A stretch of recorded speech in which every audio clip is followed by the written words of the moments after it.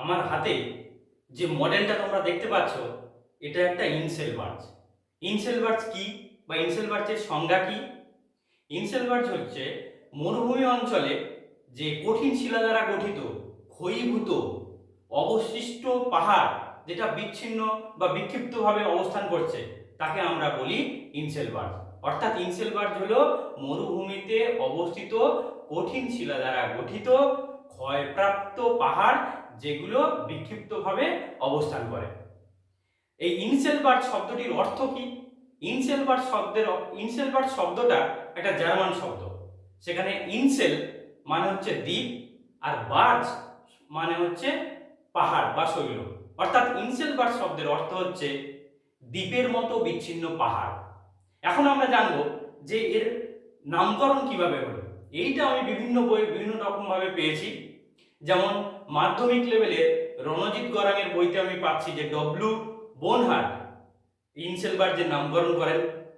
এরপর অন্য বইগুলোতে আমি পাচ্ছি যেমন চঞ্চল কুমার নাগের গ্র্যাজুয়েশনের বইতে আমি পেলাম যে 1926 সালে পাসার্জ সর্বপ্রথম ইনসেলবার্জের নামকরণ করেন।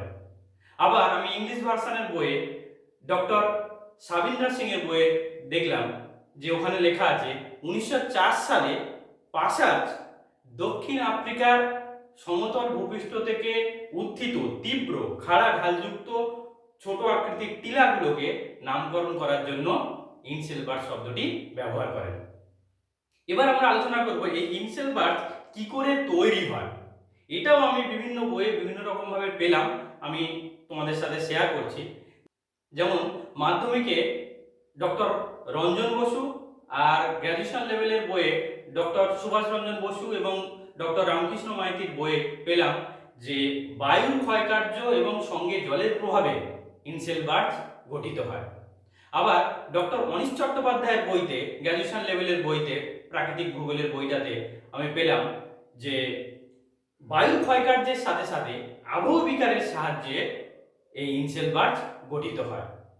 ডক্টর সাবিন্দ্রা সিং এর বইয়ে আবার একটা তথ্য পেলাম যে এই ইনসেলবার্জ শুধুমাত্র যে শুষ্ক অঞ্চলে তৈরি হয় এমন নয়, আর্দ্র অঞ্চলেও ইনসেলবার্জ দেখতে পাওয়া যাচ্ছে।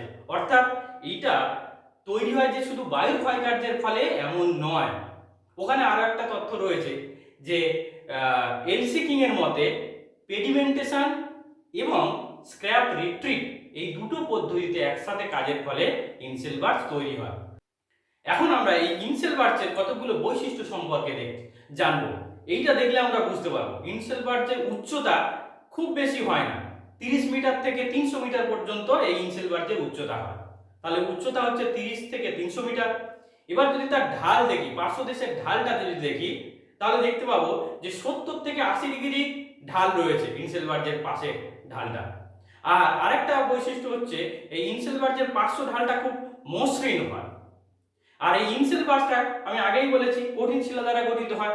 সাধারণত গ্রানাইট, নিস এই ধরনের শিলা দ্বারা ইনসেলবার্জ গঠিত হয়।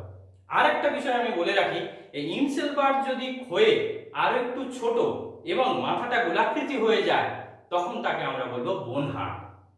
আবার বোনহার্ট যদি আবহবিকারের সাহায্যে বোল্ডার স্তূপে পরিণত হয় তখন তাকে আমরা বলবো ক্যাসেল কপিজ। এবার আমরা আলোচনা করব যে ইনসেলবার্জ কোথায় দেখতে পাওয়া যায়।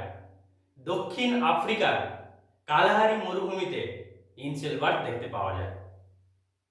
তাহলে আজকের ভিডিওতে আমরা ইনসেলবার্জ সম্পর্কে খুঁটিনাটি বিষয়বস্তু সম্পর্কে জানলাম। পরবর্তী অন্যান্য ভিডিওতে আমি এইরকম একটা মডেল তোমাদের দেখিয়ে কি করে সেগুলো তৈরি হচ্ছে, কোথায় পাওয়া যায়, বৈশিষ্ট্য কি সেই সম্পর্কে বিস্তারিত আলোচনা করব।